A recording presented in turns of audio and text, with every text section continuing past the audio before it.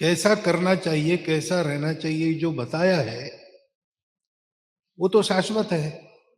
एक बार 1000 साल पहले बता दिया, वो आगे भी वैसा ही है। परंतु उसको करने के लिए 1000 साल पहले जाते तो एक भिन्न परिस्थिति थी, आज जाएंगे तो एक भिन्न परिस्थिति है। एक बार गो संवर्धन गतिविधि के कार्यक्रम के तहत एक नागरिकों के इसमें मैं विषय रख रहा था कि गाय की रक्षा होनी है तो हमको गाय रखनी चाहिए। तो एक सज्जन खड़े हो गए, बोले आपकी बात बिल्कुल सही है, लेकिन मैं शहर में रहता हूं, 5वें मंजिल पर रहता हूं, मैं गाय कैसे रखूं? प्रश्न यही रहता है। विषय आपका सबका बिल्कुल सही है, परंतु मैं मेरी स्थिति में ये कैसे करूं? जब करने वाले सामने होते हैं तो आदमी उनको देख के कर लेता है। यद्यद आचरति श्रेष्ठ तत्तदेवेतरो जनः स यत् प्रमाणम कुरुते लोकस्तदनुवर्तते। समाज के श्रेष्ठ लोग वो केवल बोलते लिखते नहीं है, वो जीते हैं और उनका जीवन देख के जीवन चलता है। और इसलिए हमारे भारत भूमि में लोग अनुकरण किसका करते हैं? अंततोगत्वा आध्यात्मिक लोग हमारे लिए प्रमाण है। जैसे कुंड के सत्य की बात आई तो भौतिक सत्य है, पैसा कमाना पड़ता है, लेकिन पैसे के पीछे भागना हमारी परंपरा में नहीं है। आज भी प्रत्येक पैसे कमाने वाला व्यक्ति कम पैसा कमावे या बहुत ज्यादा पैसा कमावे, वो परंपरा से दान करता है। आज हम कहते हैं कि बहुत अवनत अवस्था है हमारे समाज की, आचरण से नीचे गिर गए, फिर भी दान लोगों के जीवन में है, क्योंकि अपना जीवन दान करते हुए समाज के भलाई के लिए काम करने वाले लोग दिखते हैं और वो बताते हैं कि भाई पैसा कमाना महत्व की बात नहीं है, कमाया हुआ बांटना, कैसे बांटना, ये महत्व की बात है। हमारे एक प्रचारक केनिया में गए, वहां हिंदू स्वयंसेवक संघ का काम चलता है। तो वहां के नागरिकों ने उनको कहा कि भाई ये तुम्हारी संगम की बात यहां सुनने वाला कोई है नहीं, हम पैसा कमाने के लिए यहाँ है, तो अधिक पैसा कैसे कमाए ये बता सकते हो तो बोलो। तो उन्होंने कहा कि मैं एक धेला कमाता नहीं, इसलिए पैसे कैसे कमाना ये तो मैं आपको नहीं बता सकता, लेकिन आपने जो पैसा जमा किया है उसका क्या करना ये मैं बता सकता हूं। ये भारतवर्ष की विशेषता है, क्योंकि जो अन्वेषण की बात कही, सत्य को जानो, स्वयं जानो, तो जानने के लिए सब लोग चले, क्योंकि आनंद मिलना है, सुख मिलना है, तो सत्य क्या है पता होना चाहिए। सत्य पता नहीं चला तो ठोकर लगती है, दुख होता है। तो सत्य की खोज में सब लोग चले, लेकिन बाकी दुनिया के लोग एक हद के बाद रुक गए। उनका अंदर देखकर या सत्य को फिर से देखने का प्रयास बंद हो गया, क्योंकि उन्होंने मान लिया कि अब सब कुछ हमको मिल गया है। सत्य तो इतना अनंत तक है, उसका अन्वेषण सतत चलता है और एक ने करने से नहीं होता, सबको उसके सत्य को जानना पड़ता है, अपना अपना, हर एक को अपने सत्य को जानना पड़ता है। उधर वो प्रयास बंद हो गया, क्योंकि उन्होंने मान लिया कि कुंड का ज्ञान ही है, तो दिखने वाली बात पंचेंद्रियों से जिसका मैं अनुभव कर सकता हूं, और पंचेंद्रिय कम पड़ते हैं तो आंखों को माइक्रोस्कोप या टेलीस्कोप लगाकर मैं जो जान सकता हूं, उतना ही सत्य है। अब इससे ज्यादा करने की आवश्यकता नहीं, और इसलिए उनको जो शाश्वत सत्य है, जिसको आपने केवल ज्ञान कहा, वो नहीं प्राप्त हुआ। और इसलिए एक बहुत महत्वपूर्ण बात बाकी दुनिया को पता नहीं चली, हमारे पूर्वजों को पता चली। वो बात कौन सी है कि हम सब लोग दिखते अलग अलग है, विश्व में सर्व बातें दिखती अलग अलग है, लेकिन मूल में सब एक है। और इसलिए अलग अलग दिखते हैं, उसमें भी चलना, चलते समय ध्यान रखना, दिखते अलग है एक। एक है, इसका अर्थ हुआ कि सब अपने हैं। अब जब सब अपने हैं तो जीवन जीने में अपने आप मर्यादा आती है। एक रोटी मिली खाने के लिए और हम 3 लोग हैं, हम अलग अलग हैं, तो जो मुझे मिला मैं खा जाऊंगा, लेकिन हम 3 अपने हैं, भाई भाई है। एक रोटी मिली, तीनों में बांट कर खाए। तो मेरे अपने भूख पर मैंने एक संयम प्रयोग किया। क्यों? सब अपने हैं, सबका जीवन चलना चाहिए। विश्व में जीवन जो चलता है वो सबका चलता है, साथ में चलता है, जिसके कारण चलता है उसको धर्म कहते हैं। धर्म की व्याख्या में ही है, धारणा धर्म इति आहु, धर्मो धारयते प्रजा। जो हुआ है उसकी धारणा करने वाला, उसका विनाश नहीं होने देता, उसको गिरने नहीं देता, साथ चलाता है और उन्नत करता है। वो धर्म बाकी दुनिया इसलिए नहीं जानती कि धर्म के पीछे जो सत्य है वो बाकी दुनिया नहीं जानती, हमारे पूर्वज जानते हैं। और इसलिए सत्य, अहिंसा, अस्तेय, अपरिग्रह, ब्रह्मचर्य आदि आदि सारी बातें ये हमारे यहां है, बाहर नहीं है। पुस्तकें सबने पढ़ी है, हमारी संतों की पुस्तकें भी उन्होंने पढ़ी है, उनकी भी हम पढ़ते हैं। भाषण सबने सुने हैं। आज भी भारत में महात्मा लोग विदेशों में जाके भाषण प्रवचन करते रहते हैं, परंतु प्रत्यक्ष जानना, अनुभव, ये केवल हमारे यहां हुआ, वहां नहीं हुआ। और इसलिए दुनिया को इस धर्म का पता नहीं। एक राजा था शिबी, शिबी राजा के दरबार में एक प्रसंग हुआ। दरबार चल रहा था, उस समय एक कबूतर भागते भागते आया, उसके पीछे बाज लगा था। प्राणों के भय से राजा के पास आया, राजा को बड़ी दीन दृष्टि से देखकर उसके पीछे छुप गया। तो राजा जान गया कि इस पर कोई संकट है प्राणों का, मुझसे आश्रय मांग रहा है। राजा ने उसको अपने उत्तरीय में छुपा लिया। पीछे से बाज आया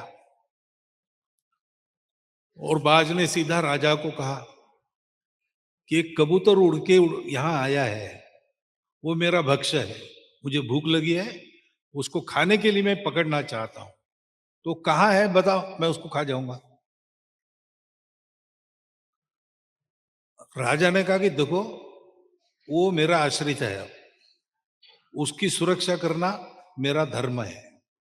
कर्तव्य को भी धर्म कहते हैं, राजा का कर्तव्य है प्रजा की सुरक्षा करना, तो मैं तुम्हें उसको खाने नहीं दूंगा।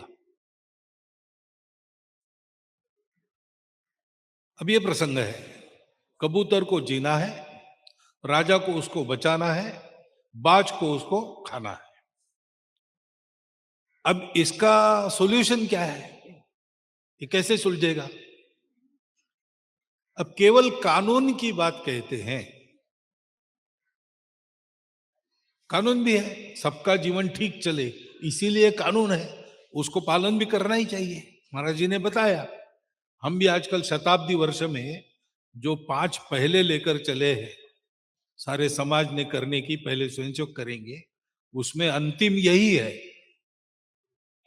लिखित और अलिखित नियमों का पालन करना, जिससे सबका जीवन अनुशासन में ठीक से चले। नागरिक कानून का पालन, नागरिक अनुशासन का पालन, ऐसा कहते हैं, वो तो होना चाहिए, उसके लिए कानून है। तो कानून कहेगा, 3-4 प्रकार से कह सकता है। वो कहेगा कि देखो भाई, राजा का काम है कबूतर को बचाना, राजा ठीक है। दूसरा कहेगा नहीं भाई, दुनिया में स्वातंत्र है, मैं क्या खाऊं ना खाऊं, तो मैं खा रहा हूं तो मुझे खाने दो। अब इसका कोई हल नहीं है। ऐसे ही समस्याएं आती है, प्रत्यक्ष जीवन में आते हैं, ऐसे विवाद खड़े होते हैं, कानून उसका निर्णय नहीं कर सकता, क्योंकि जीवन की समस्याएं कानून से केवल हल नहीं होती। कानून एक जगह रुक जाता है, आगे का काम धर्म को ही करना पड़ता है। तो बाज ने राजा को कहा कि तुम बता रहे हो कि कबूतर की रक्षा करना तुम्हारा धर्म है, तो मेरा पेट भरना भी मेरा धर्म है, और प्रकृति ने मुझे इस कबूतर को भक्ष के नाते निश्चित किया है, तो मैं अपना धर्म निभाने जा रहा हूं, और तुम मेरा धर्म रोक के अपना धर्म ठीक करना चाहते हो। धर्म तो एक ही है, तुम्हारा अलग मेरा अलग नहीं होता, धर्म सबको सुखदायी होता, सदा सर्वदा सर्वत्र सर्वथा जो सुख देता है वही धर्म है। तो मेरा धर्म काट कर अपना धर्म तुम सीधा कर रहे हो, ये तो धर्म हुआ नहीं।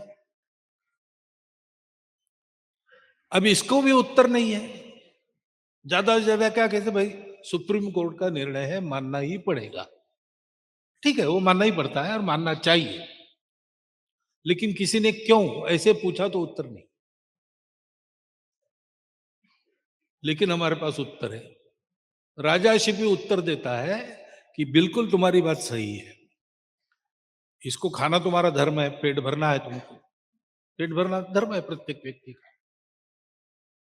तो तुम्हारा भी धर्म रहेगा, जिंदा रहना कबूतर का भी धर्म है, वो अपनी प्राण रक्षा करना चाहता है, उसका धर्म है, वो भी रहेगा, और मैं उसकी रक्षा करना चाहता हूं, मेरा भी धर्म रहेगा। तुमको खाना है, कबूतर को ही खाना चाहिए ऐसा नहीं, मांस खाना है तुमको, तो कबूतर के वजन के बराबर मेरा मांस मैं काट के देता हूं, उतना तुम खाओ, तीनों का धर्म रहेगा। ऐसा होता है क्या दुनिया में? ऐसा नहीं होता।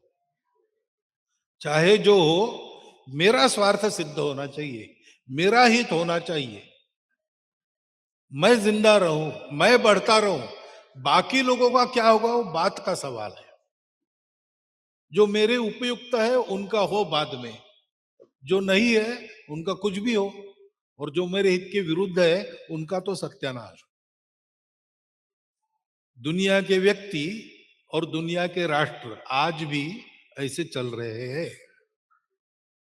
भारत का व्यक्ति और भारत का राष्ट्र ऐसे कभी चला नहीं, न चल रहा है, न चलेगा, क्योंकि वो धर्म जानता है। मैं जीऊंगा सबका जीवन बनाने के लिए, क्योंकि सब मेरे अपने हैं।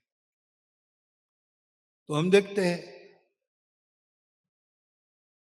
कि भारत सबकी चिंता करता है, सबको देता है, संकट समय में प्रामाणिकता से, बिना स्वार्थ के दुनिया के देशों की मदद करने वाला एकमात्र देश दुनिया का कौन है? भारत है। वो तो पाकिस्तान में बाढ़ आई तब भी मदद करने को गया, पाकिस्तान इतनी हरकतें करता है हमारे खिलाफ, फिर उसने मालदीव की मदद की, उसने नेपाल की मदद की, उसने श्रीलंका की मदद की। अपनी स्थिति अभी बढ़ रही है, ठीक हो रही है, तब भी अपना पेट काटकर सबकी मदद उसने की। ये भारत में होता है। कारण क्या है? धर्म। ये जो धर्म है वो संदर्भ है, वो रेफरेंस है, क्या करना चाहिए, क्या नहीं करना चाहिए। अहिंसा कब, कौन सी अहिंसा है और कौन सी अहिंसा नहीं है, संदर्भ क्या है? धर्म है। महाराज जी ने कहा कि अहिंसा परम तत्व है, परंतु उसकी रक्षा के लिए कभी कभी पुलिस को लाठी उठानी पड़ती है।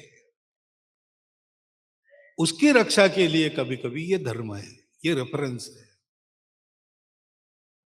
लाठी है पुलिस के पास, चाहे जैसे नहीं चलाएगी,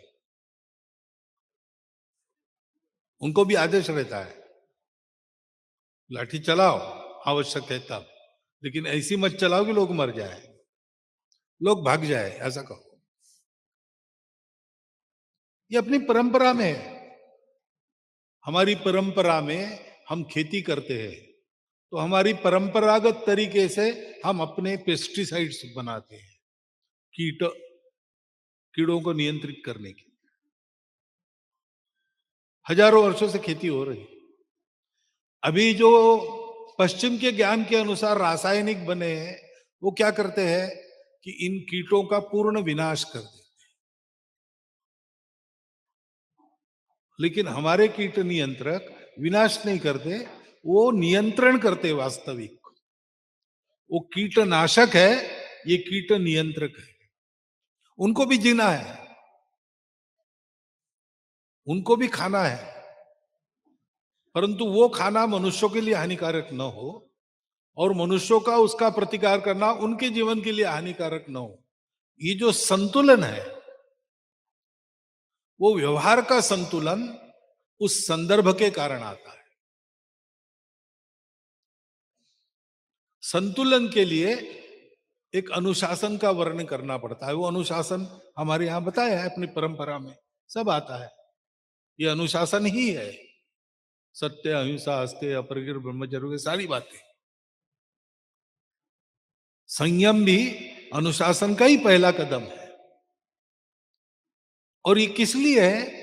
क्योंकि हम धर्म जानते हैं, धर्म करते हैं। इस धर्म को संपूर्ण दुनिया को देने का काम समय समय पर भारतवर्ष ने किया है, भारतवर्ष करता है, भारतवर्ष करेगा। वो भारतवर्ष का ईश्वर प्रदत्त कहिए या जिनको ईश्वर नहीं मालूम या मानना नहीं है, नियति प्रदत्त कहिए, ये कर्तव्य है। लेकिन करने की पद्धति भी निश्चित है।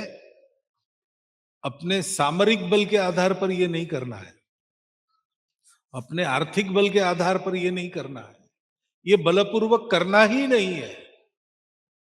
अपने उदाहरण से विश्व के साथ एक आत्मीयता का संबंध प्रस्थापित करके, क्योंकि वास्तव में कोई बात एक जगह से दूसरी जगह पहुंचानी है, केवल उसकी जानकारी नहीं, केवल उसकी टेक्नोलॉजी नहीं, वो बात ही एक जगह से दूसरे पहुंचानी है।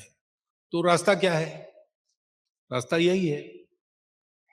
एक बार हमारे संघ शिक्षा वर्ग में हमारे एक अधिकारी ने प्रश्न पूछा, अंग्रेजी में पूछा, night has many stars, day has only one, day is brighter than night, why?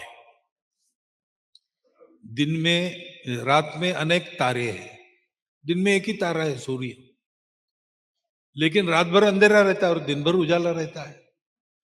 करोड़ों तारे चमक रहे गगन में, अंधेरा है, क्यों? तो उत्तर वही निकला, एक तो जिसका प्रकाश लेना है उसके स्वयं के पास प्रकाश होना चाहिए, यानी उसका आचरण होना चाहिए। सूर्य स्वयं प्रकाश ही है।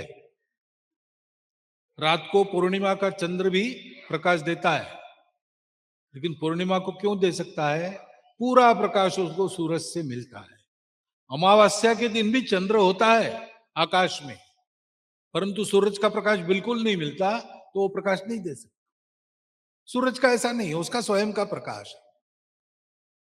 और ऐसे स्वयं प्रकाशित और सूरज से भी बहुत बड़े तारे खगोल में बहुत सारे हैं, लेकिन वो इतने दूर है, अनेक प्रकाश वर्ष दूर है, 1 लाख प्रकाश वर्ष। सबसे निकट का सूर्य के बाद का जो तारा है उसको अल्फा सेंटोरी कहते हैं, वो 30 प्रकाश वर्ष दूर है। यानी वहां से प्रकाश चलेगा तो हमको 30 साल के बाद मिलेगा, अभी काम का नहीं है वो। एक सूर्य है जिसका प्रकाश 8.5 मिनट में पृथ्वी पर पहुंचता है, वो निकट है, वो स्वयं प्रकाश है। कोई भी वस्तु, कोई भी तत्व, कोई भी व्यवहार इधर से उधर पहुंचाने का यही रास्ता रहता है। खुद उदाहरण बनो और सबके साथ आत्मीय संबंध बनाओ। आप जो कर रहे हैं वो अगर अच्छा है तो मनुष्य जाति उसका अनुकरण आज ना कल निश्चित रूप से करेगी, क्योंकि जो अच्छा है वो सत्यपरक है, और जो सत्यपरक है वो शुभ परिणाम देता है। जो असत्य है वो पहले पहले अच्छा लगा तो भी बाद में वो दुख में ही डालता है। और इसलिए अपने व्यवहार से संपूर्ण दुनिया में इन बातों को पहुंचाने का काम करना है। वो समय अब आ गया है, हम सब लोगों को उसके लिए तैयार होना पड़े। और उसके लिए तैयार कैसे होना, क्या होना, इसका विवेक हमको कहां से मिलेगा? संत सान्निध्यों में मिलेगा। सत्संग का बहुत महत्व है। महापुरुष संश्रय ऐसा कहते हैं। तो मनुष्यत्वम, मुमुक्षत्वम, महापुरुष संश्रया, 3 बातें हैं। मनुष्य का जन्म मिलना, तो ये सब सोच सकते हैं, अपने प्रकृति में बदल कर सकते हैं। पशु को प्रकृति में ही रहना पड़ता है, मनुष्य प्रकृत जन्म लेता है, सुसंस्कृत हो जाता है। ये मनुष्य ही कर सकता है। उसमें मुमुक्षुत्वम, वो केवल ज्ञान की इच्छा रखना, मोक्ष की इच्छा रखना, परम पद प्राप्ति की इच्छा रखना, ये मनुष्य ही कर सकता। वो इच्छा होना, इस सब माया के जंजाल में ये बुद्धि होना कि इसके परे जाकर, कुंडों का ज्ञान मैंने देख लिया, उससे समाधान नहीं, अब अंदर से जो जल आ रहा है उसका ज्ञान चाहिए, ये इच्छा होना, ये तीसरी महत्व की बात है। और दूसरी और तीसरी महत्व की बात है, ये सब होने के लिए महापुरुष संश्रय, जो ऐसे त्यागी विरागी साक्षात्कारी सत्य जानने वाले लोग हैं, उनका सत्संग मिलना, उनको जानना, ये बातें ईश्वर कृपा के बिना संभव नहीं, ऐसा कहा गया। हमको सौभाग्य से तीनों बातें मिली है। हम यहां उपस्थित है, उसका मतलब ही ये है कि हमको मनुष्यत्व तो है ही, मुमुक्षुत्व भी है, और महापुरुष संश्रय भी है। और इसलिए सब बातें जो सुनते हैं वो जीवन में लाना, उसको जीवन में लाने से अपना जीवन उन्नत बनने वाला है। उसको जीवन में लाने से अपना जीवन उपकारी बनने वाला है सबको। और उसको प्रत्यक्ष लाने में दुनिया उसका अनुकरण करेगी, तो सारी दुनिया को उसके कारण लाभ होने वाला है। एक पंथ में 3-3 काज वाला ये सारा उपक्रम है। तो संदर्भ, संतुलन, अनुशासन, संयम, ये सारी बातें मर्यादा है। और मर्यादा, धर्म को भी मर्यादा ही कहते हैं, वो मर्यादा ही है। यहां तक अपना हाथ घूम सकता है, लेकिन सामने किसी का गाल है तो वहां नहीं जाना। महाराज जी ने बताया, शब्दों से प्रताड़ना कर सकते हैं, हाथ नहीं उठना चाहिए, ये मर्यादा है। ऐसी मर्यादाओं में हम सब चलेंगे तो आपस में कलह नहीं होगा, अपराध बंद हो जाएंगे। ऐसी मर्यादा में देश चलेंगे तो पर्यावरण की हानि नहीं होगी, आपस में लड़ाइयां नहीं होगी। इस मर्यादा को देने का काम जिनको मिला है, उन हमको ये इच्छा मिली और इच्छा को पूर्ति करने का मार्गदर्शन करने के लिए महापुरुष भी मिले, ये हमारा सौभाग्य है, भाग्य है। लेकिन लाभ उसका हमको करा लेना है, वो करने से होगा। एक बार ऐसा कहते हैं कि पार्वती जी ने शिव जी को कहा कि आपका एक भक्त है, बहुत दरिद्री है, आपको उसकी करुणा नहीं आई, कितने वर्षों से ऐसा पड़ा है, सच्चा भक्त है, उसके लिए कुछ करो। शिव जी ने कहा कि भाई मैं करता हूं, क्योंकि उसका नहीं है, उसके करने में, ये उसके भाग्य में नहीं होगा नहीं। पार्वती जी का ऐसा नहीं हो सकता। तो बोले देखो, वो भक्त एक जंगल में जा रहा था पगडंडी पर, वो शिव जी ने सुवर्ण मुद्राएं, हीरे मोती भरी हुई एक थैली उनके उस पगडंडी पर बिल्कुल बीचों बीच रख दी, यहां से जाएगा तो पाएगा। पार्वती जी को कहा देखो अब क्या होता है।